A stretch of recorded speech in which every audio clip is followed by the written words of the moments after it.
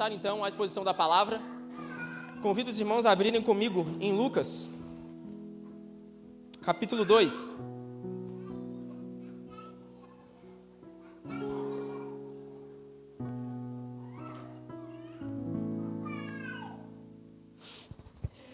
Lucas, capítulo 2.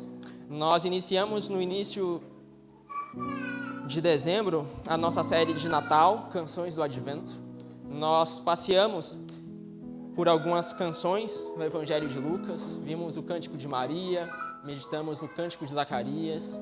No domingo passado, mais conhecido como ontem, nós meditamos no Cântico de Simeão e, por fim, hoje, nós meditaremos no Cântico dos Anjos. Lucas, capítulo 2. Nós faremos a leitura do versículo 1 ao versículo 14.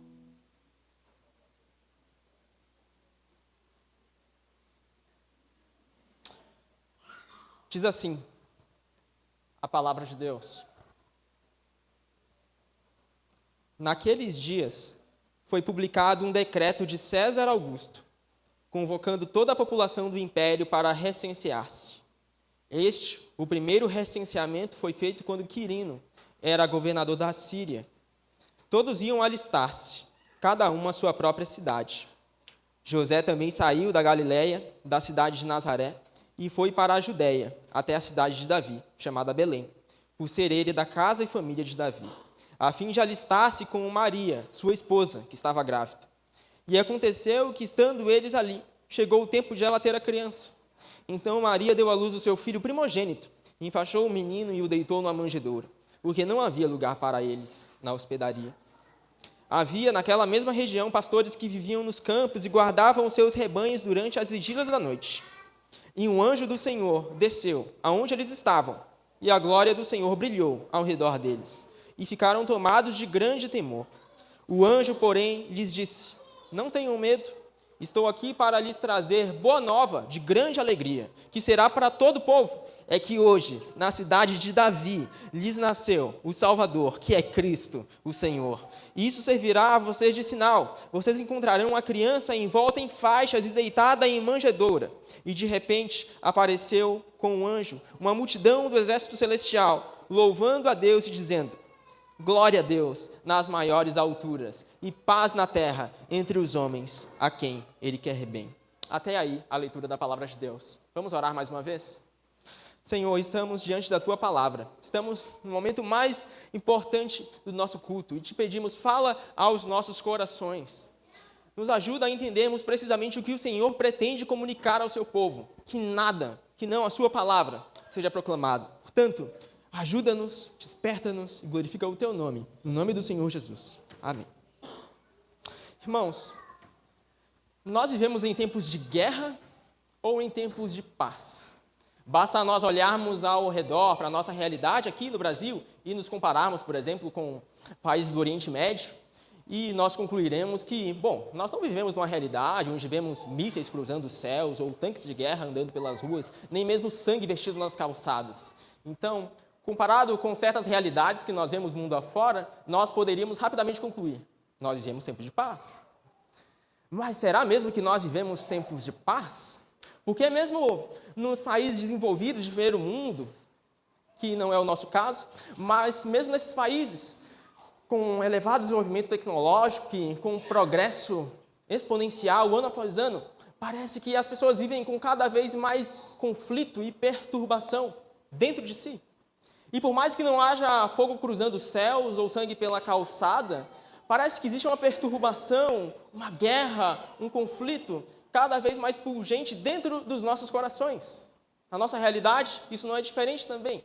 Nós vivemos tempos de paz, relativamente, se compararmos a essas realidades, mas, ao mesmo tempo, vivemos num país caracterizado por doenças mentais, onde, basicamente, as doenças psicossomáticas assombram muitas e muitas vidas. Síndrome de pânico, transtorno de ansiedade generalizada, depressão, são apenas dos problemas mais comuns da nossa era. Então, será que nós realmente vivemos tempos de paz ou nós vivemos tempos de guerra?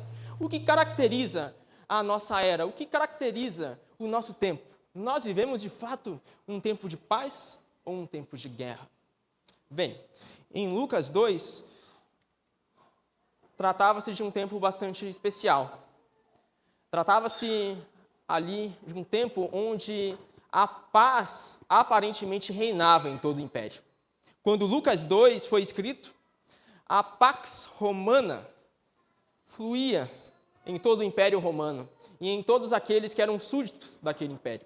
César Augusto tinha iniciado esse período de paz. A Pax Romana durou décadas e décadas e foi um período onde não havia guerra, não havia sangue pelas calçadas, não havia mísseis pelos céus. Mas será mesmo que o Império Romano vivia tempos de paz? Por mais que fosse aquilo que quisessem infundir na mente daquelas pessoas que viviam tempos de paz? Será que a paz, de fato, caracterizava o Império Romano? Bem, quem trouxe a Pax Romana foi César Augusto, o nome que inicia o capítulo 2 de Lucas 2.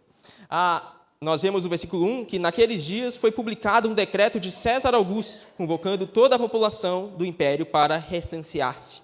César Augusto era alguém bastante especial. Ele foi o primeiro imperador de Roma.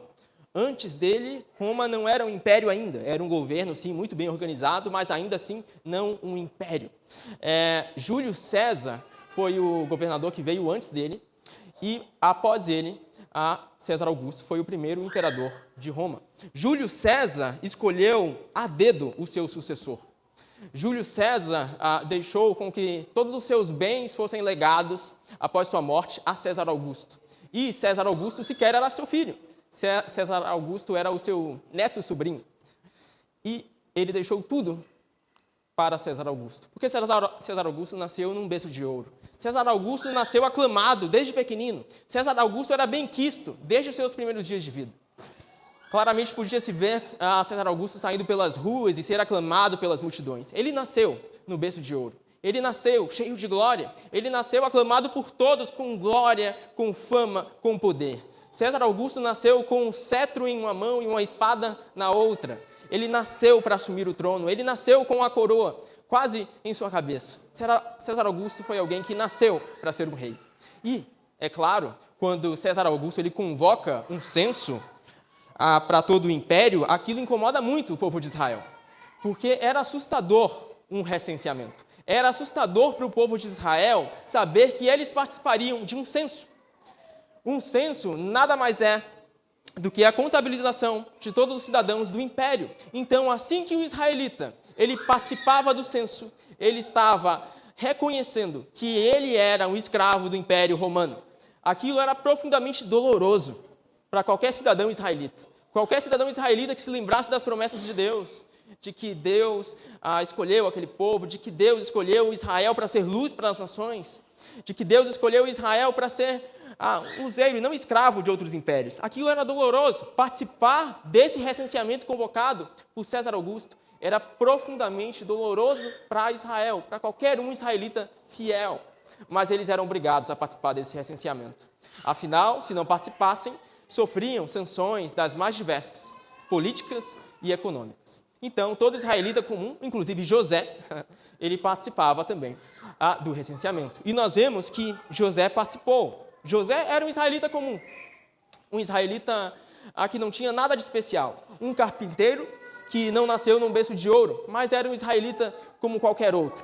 E José foi para a sua cidade natal. Afinal, o censo sempre era realizado na cidade natal, e a cidade natal de José era Belém. Então, partindo para Belém, José foi muito preocupado. Afinal de contas, a sua noiva estava grávida. E pense comigo as preocupações que sobrevinham a José aqui. Porque José, ele era um homem temente a Deus. E a sua noiva, pense bem, a sua noiva, que não era sua mulher ainda, pois eles não haviam se casado, estava grávida. Então, José foi profundamente preocupado também para Belém da Judéia. Afinal, sua mulher já quase completava os meses para que ocorresse o parto, e agora eles teriam uma viagem relativamente longa. José se preocupava por duas coisas. A primeira delas, porque ele temia que Maria, a sua mulher, ela tivesse o filho no caminho para Belém, ou mesmo em Belém. E a segunda preocupação, o temor de homens, visto que Maria, ela havia engravidado. E havia engravidado sem que José fosse casado com ela. E aquilo trazia também temores e uma relativa vergonha a José. Mas José era um homem temente a Deus e por isso ele confiou nas promessas de Deus. Ele confiou na promessa do capítulo 1 de Lucas, do versículo 30, que disse assim: mas o anjo lhe disse, não tenha medo, Maria, porque você foi abençoada por Deus. Você ficará grávida e dará à luz um filho, a quem chamará pelo nome de Jesus. José confiou, Maria também confiou, de que aquilo, de fato, era uma ocasião especial. Deus estava fazendo a sua obra. Então ele foi, confiou e partiu, juntamente com Maria, para Belém, realizar o censo convocado por César Augusto. Mas aquilo realmente era bastante triste. Os israelitas não gostavam de censos. Os censos lhe lembravam da escravidão. Os censos lhe lembravam que, de fato, eles não eram livres. O censo lhe lembrava que eles deviam pagar impostos ao império pagão, ao império que o subjugava, ao império que o dominava, ao império que não temia Deus, mas que regia sobre aquele povo. E aquilo era profundamente triste. E uma pergunta que nós podemos nos fazer é: como nasce um rei? Bem, César Augusto, o grande imperador romano, ele nasceu num berço de ouro. Ele nasceu aclamado por todos. E existe uma inscrição da época de César Augusto, datada do tempo de sua vida, chamada Inscrição de Priene. E na Inscrição de Priene, nós temos algumas definições de como o povo enxergava César Augusto. Alguns adjetivos que qualificavam como o povo enxergava César Augusto. Na Inscrição de Priene, César Augusto é chamado de Salvador, é chamado de benfeitor, é chamado de Deus, é chamado também de fonte de boas notícias, que no original da Inscrição de Priene, em grego, é a palavra para evangelho. Então, César Augusto também é chamado como fonte do evangelho. César Augusto tinha todos esses adjetivos, e ele havia nascido no berço de ouro. E os israelitas podiam pensar assim: puxa vida, certamente, quando o Salvador vier, ele será muito semelhante a César Augusto, exceto que não será alguém pagão, será alguém que adorará o Deus de Israel. Mas certamente, quando o Salvador vier, ele será muito semelhante a César Augusto. Ele também vai ter um poder militar, ele também vai ter um poder bélico, ele também vai nascer no berço de ouro, ele também vai ser muito benquisto desde pequenininho, é claro que sim. Os israelitas esperavam isso. Mas a grande ironia de Lucas 2 é que esse menino que nasceu para ser rei, ele nasce de uma maneira muito diferente de César Augusto. Um menino que nasceu para ser rei não nasce no berço de ouro. Pelo contrário, um menino que nasce para ser rei nasce numa manjedoura. Sequer havia lugar para ele na hospedaria.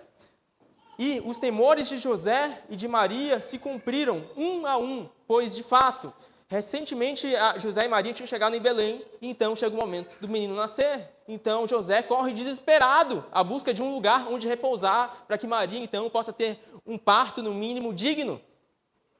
Mas ele não encontra um lugar na hospedaria. Ele não encontra um lugar confortável e digno onde o menino possa nascer. Ele não encontra.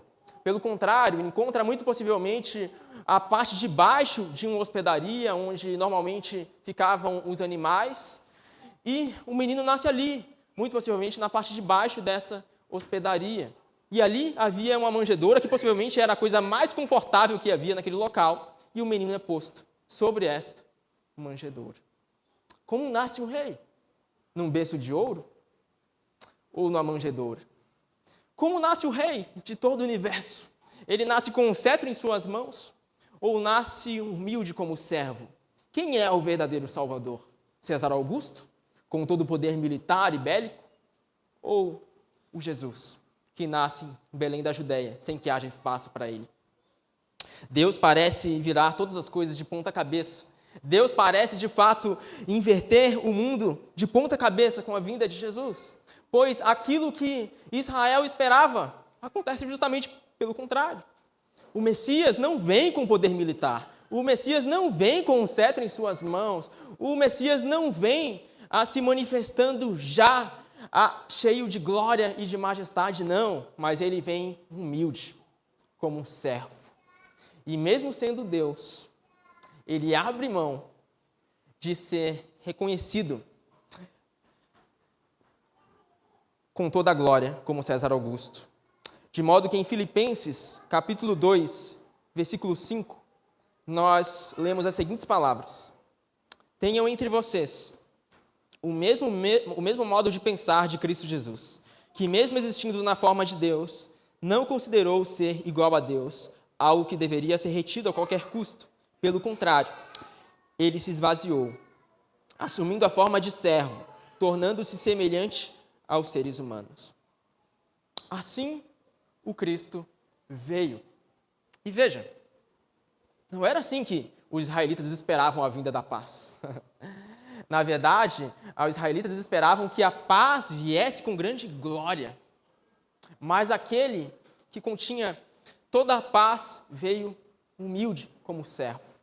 E quão frequentemente nós também somos enganados pelas visões e ilusões do nosso mundo.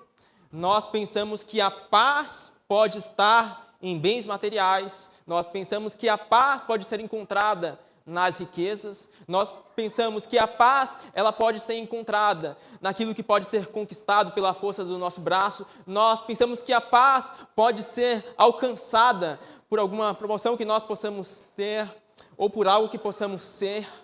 Nós pensamos que a paz pode estar de fato em algo que seja visível, palpável aos nossos olhos e que traga glória perante os homens. Mas em Cristo, nós vemos quão ilusória é a paz que o mundo oferece, quão ilusória é a paz que a riqueza aparentemente oferece. Cristo não vem com riquezas, Cristo não vem em grande glória, Cristo vem como servo, e sim, nele reside toda a paz que excede toda a compreensão. E, portanto, qual paz nós temos buscado, afinal? A paz ilusória que esse mundo pode dar? Ou a paz genuína que somente uma pessoa desse mundo pode nos conceder? Qual paz nós temos buscado com o nosso coração? O que nós almejamos no mais profundo do nosso ser? Qual o nosso desejo mais sincero? Qual o nosso anseio mais profundo? A paz que esse mundo pode conceder através daquilo que é visível? Ou a paz que somente Cristo pode dar através do que não se pode enxergar com os olhos? Podemos passar uma vida inteira buscando as coisas ilusórias deste mundo.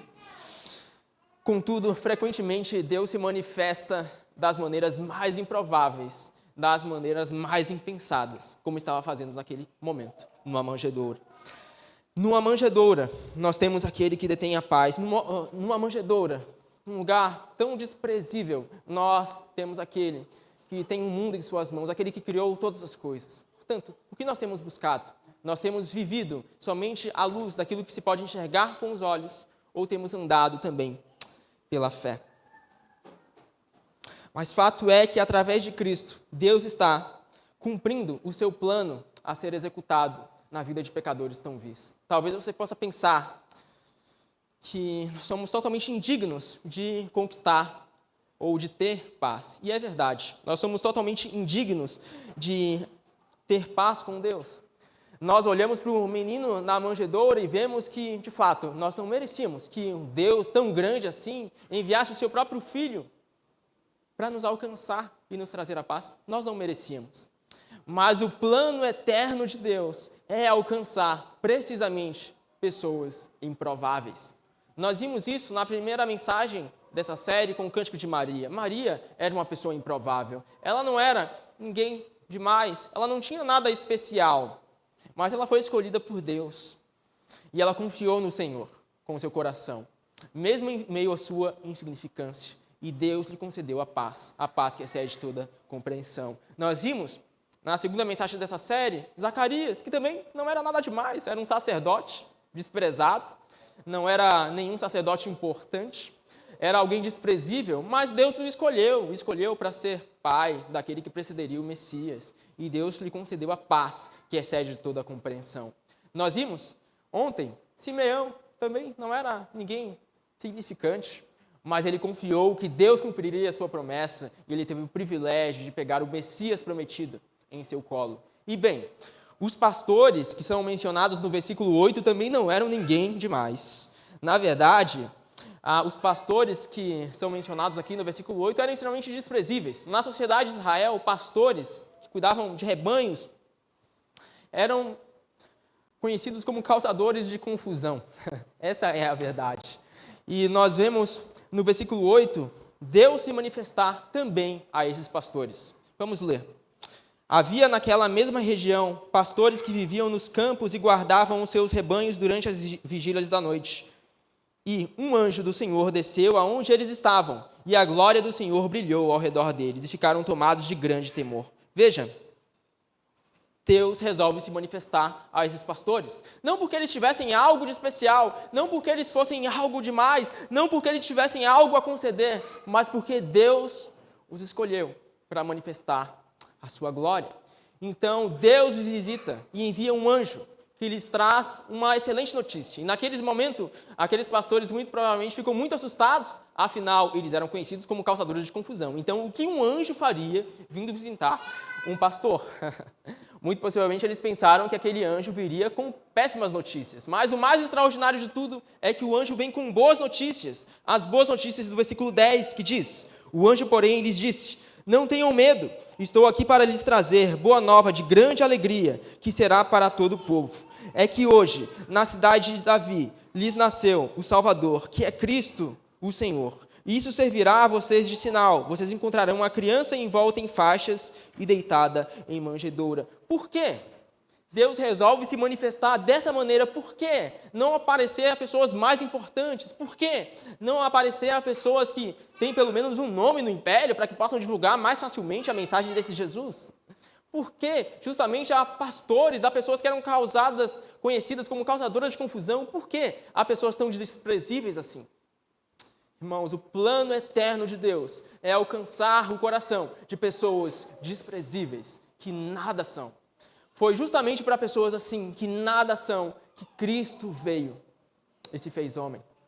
Portanto, nós temos vivido à luz daquilo que podemos enxergar ou temos andado aos olhos da fé.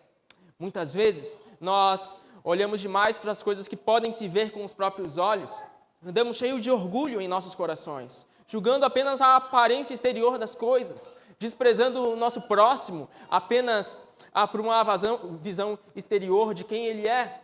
Desprezamos o nosso próximo simplesmente por um julgamento precipitado de quem ele seja.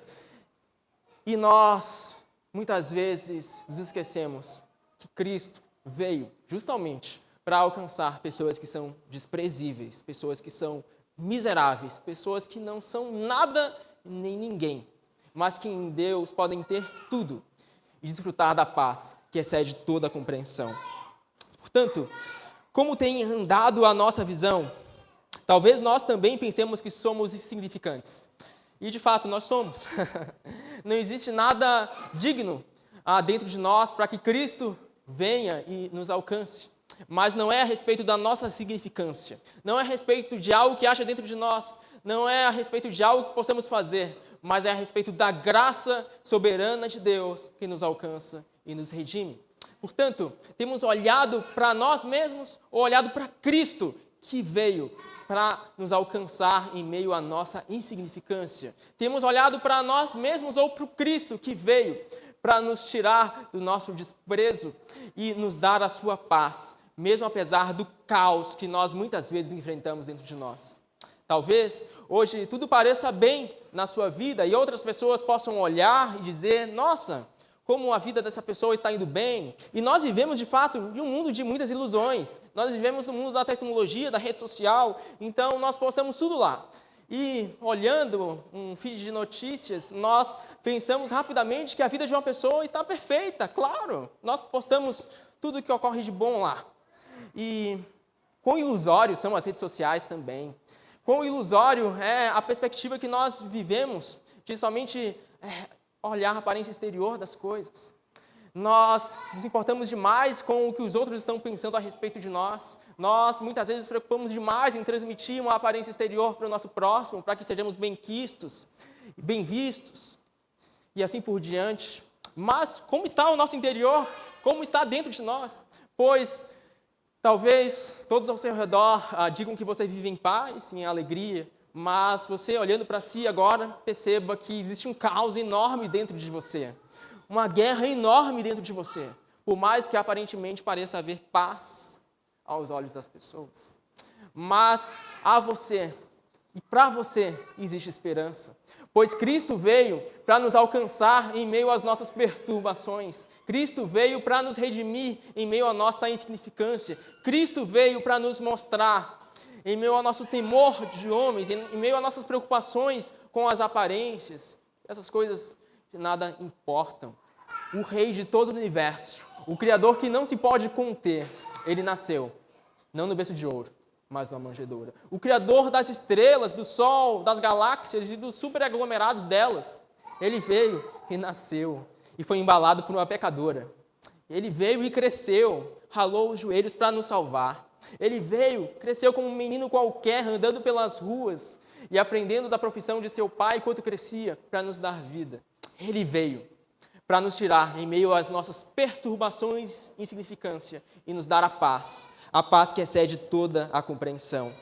É por isso que os anjos cantam. Eles cantam porque Deus veio cumprir o seu plano de salvar pecadores improváveis como eu e como você. Versículo 13. E de repente apareceu com um anjo a multidão do exército celestial, louvando a Deus e dizendo: glória a Deus nas maiores alturas e paz na terra entre os homens a quem Ele quer bem. Os anjos cantam. Eles cantam porque em Cristo, no nascimento tão humilde desse menino, a glória está sendo dada a Deus. A glória está sendo dada não a César Augusto, não ao poder que o império secular aparentemente detém, mas sim a glória está sendo dada a Deus.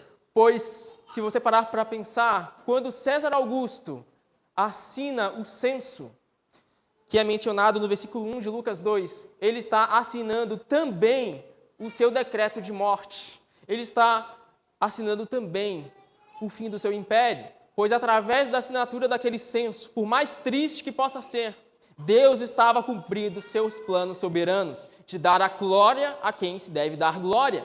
Através daquele censo que trazia tristeza aos israelitas, Deus estava cumprindo o seu plano de trazer o Rei dos Reis ao mundo e de fazer com que ele nascesse no lugar certo, em Belém da Judéia, na cidade de Davi, para que assim se cumprisse a palavra de Deus, segundo seus planos soberanos. Então, mesmo em meio ao caos, em meio à tristeza, Deus soberanamente estava executando os seus planos de trazer glória ao único que é digno de toda a glória. E por isso os anjos cantam e continuam cantando, pois através da vinda do Senhor, paz está sendo dada aos homens. Sim, paz está sendo dada aos homens.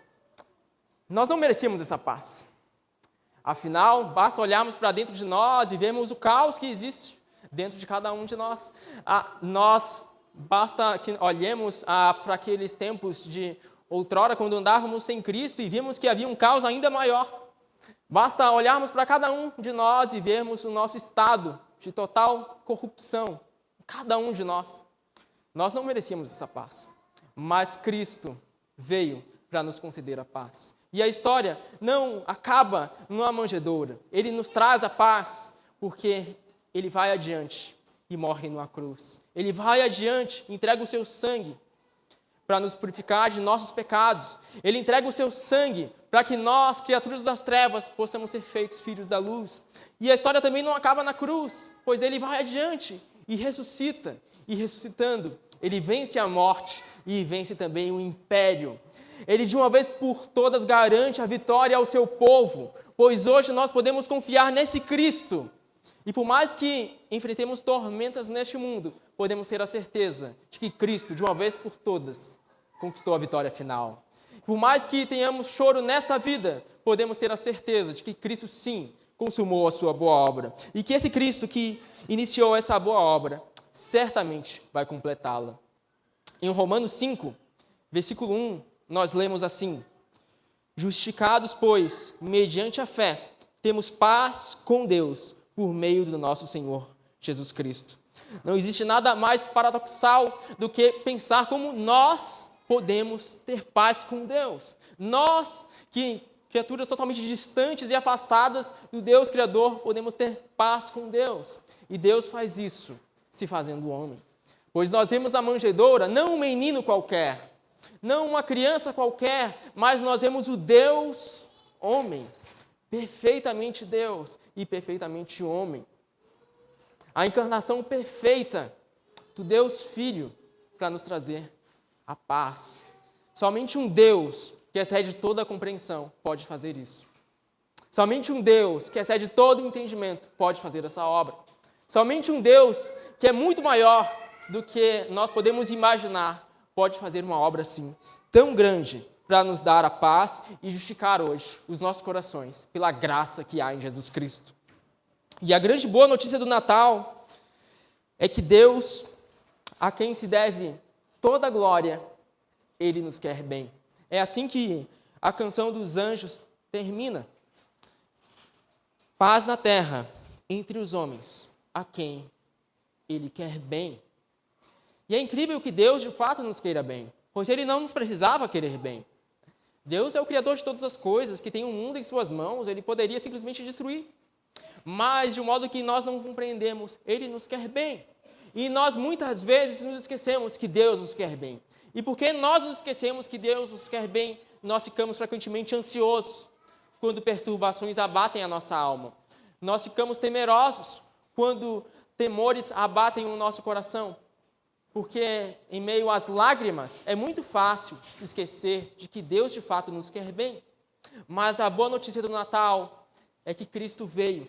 E Cristo veio porque Deus nos quer bem. Deus nos quer tão bem a ponto de enviar o seu próprio Filho, o que há de mais precioso em todo o universo, para nascer numa manjedoura e morrer em nosso lugar na cruz do Calvário.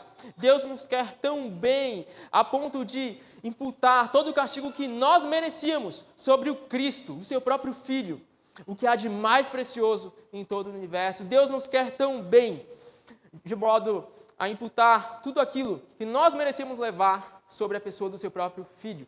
Cristo, o Natal, é a expressão definitiva de que Deus, de fato, nos quer bem, de que Deus, de fato, é o Deus conosco e de que Deus, de fato, nunca, jamais nos abandonará. Pois esse Cristo que venceu na cruz, Ele irá voltar. Em Lucas 1, versículo 32, nós lemos assim: Este, se referindo a Jesus, será grande e será chamado Filho do Altíssimo. Deus, o Senhor, lhe dará o trono de Davi, seu pai. Ele reinará para sempre sobre a casa de Jacó, e o seu reinado não terá fim. O império de César Augusto teve um fim. Todos os impérios humanos e todos os governos humanos terão um fim. Mas o reinado de Jesus, ele não terá fim. Pois Cristo é o grande Rei eterno que triunfou para nos salvar. Cristo é o Rei de todo o universo que veio para nos dar vida. E nós podemos agora ser súditos, não de um império que cessará, mas súditos de um reino que dura para sempre. E por mais que tudo ao nosso redor venha a ruir, e por mais que lágrimas venham a escorrer os nossos olhos, nós podemos ter a confiança de que esse Cristo virá. E naquele dia, Ele irá consumar, sim, a boa obra que Ele começou. Ele irá, sim, nos buscar e nós estaremos, então, com Ele para todo sempre. Porque Cristo veio, nós podemos ter a certeza de que, sim, Ele é fiel também para voltar, para nos buscar e consumar de uma vez por todas a boa obra que Ele começou. Se confiamos em Jesus, nós podemos ter as suas digitais gravadas em nosso coração. Podemos ter as suas digitais gravadas em nosso coração porque nós somos agora feitos templo do Espírito Santo. Se confiamos em Jesus, nós podemos ter a certeza de que o Espírito Santo nos conduzirá todo o caminho que temos por trilhar. E por mais que pareça longa e sem fim, às vezes, a caminhada, esse Espírito Santo que habita dentro de nós, que grava a sua identidade em nossos corações, que imprime as suas digitais em nossa alma, esse Espírito Santo nos conduzirá até o fim.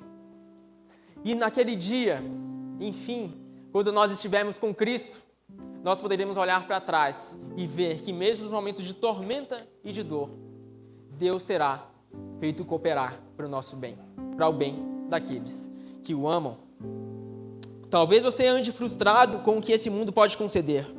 Você buscou vaidades, buscou as riquezas deste mundo e encontrou o vazio que as riquezas deste mundo normalmente têm a nos conceder. Talvez você ande frustrado porque você tenha buscado, de fato, a paz no lugar errado. E, de fato, buscar paz no lugar errado sempre traz muita frustração e traz sempre muita dor também. Mas Cristo te chama hoje a buscar a paz no lugar correto. E, por mais incrível que isso possa parecer, a paz, ela pode ser encontrada no simples menino que nasceu numa manjedoura. Pois no simples menino que nasceu numa manjedoura, nós temos aquele que é maior do que todo mundo, que é mais valioso do que todas as riquezas, que é mais precioso do que qualquer glória que esse mundo possa conceder. Portanto, em meio às nossas frustrações, medos e ansiedades, Cristo nos chama hoje a confiar, a celebrarmos com júbilo o Natal. Pois o Natal é muito mais do que bens materiais, é muito mais do que uma exposição de roupas novas ou de bens que nós compartilhamos uns com os outros. O Natal é muito mais do que isso. O Natal é sobre o menino que nasceu, não com aparência exterior, mas que nasceu numa manjedoura. O Natal é sobre o rei de todo o universo, que podia vir com muito mais glória do que César Augusto, mas que resolveu nascer como servo para nos dar um exemplo. E, portanto, como nós temos andado? Cristo é o nosso Senhor. Mas, se Ele é o nosso Senhor, por que muitas vezes nós buscamos a glória que o nosso Senhor não buscou? Cristo é o nosso Senhor, mas se Ele é o nosso Senhor, por que muitas vezes nós buscamos a fama que o nosso Senhor não buscou? Cristo hoje nos chama a imitá-lo, a tomar a nossa cruz e a vivermos como Ele viveu. Não em orgulho, não em soberba, não em manifestação de esplendor, mas sim em verdadeira humildade, rendidos aos pés do Redentor, conscientes de que nós não somos nada, somos insignificantes, mas que Deus, em seu plano eterno, resolveu nos alcançar. Que possamos confiar nesse Cristo, em meio ao choro, à dor e às perturbações, pois esse Cristo que veio, Ele é fiel para completar a sua boa obra. Talvez você olhe para as coisas ao seu redor e não veja paz. Você talvez tenha perdido todas as suas esperanças. E talvez você sofra porque tenha depositado sua esperança no lugar errado. Muitos se frustraram também quando depositaram sua esperança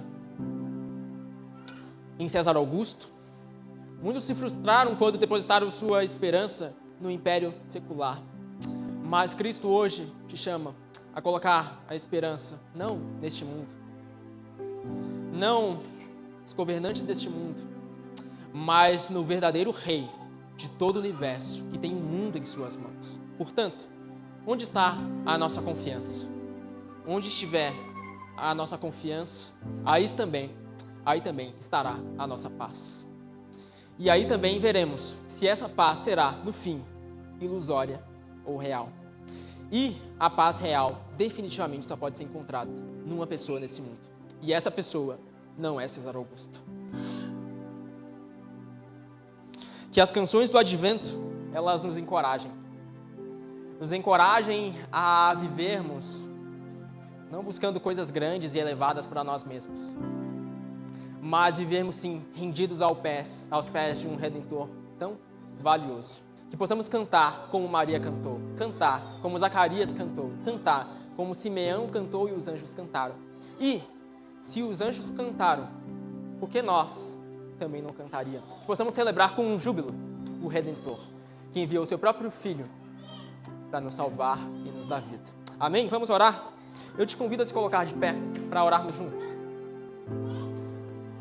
Vamos orar ao Senhor.